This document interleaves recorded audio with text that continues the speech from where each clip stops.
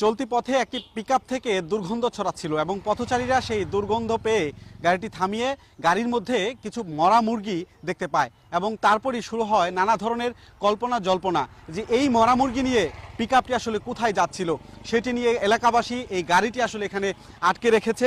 এই যে মরা মুরগি, সেই মরা মুরগি নিয়ে গাজীপুরের কাপাসিয়া থেকে গাজীপুর শহরের দিকে যাচ্ছিল। এরপর স্থানীয়রা সেই গাড়িটি সেখানে ধরে রেখেছে এবং ড্রাইভারকে নানা ধরনের জিজ্ঞাসাবাদ করছে। একটু যদি আপনারা দেখাতেন যে এখানে আসলে কি আছে, গন্ধ বের হচ্ছে যেহেতু, কি আছে একটু দেখতে চাই। এটার মধ্যে মরা মুরগি, প্রচুর গন্ধ, নাকের মধ্যে মুখের মধ্যে হাত দিয়ে রাখতে পারতেছি না, অনেক দুর্গন্ধ। কেন কেন কি এগুলা, দেখি দেখি কি এগুলা।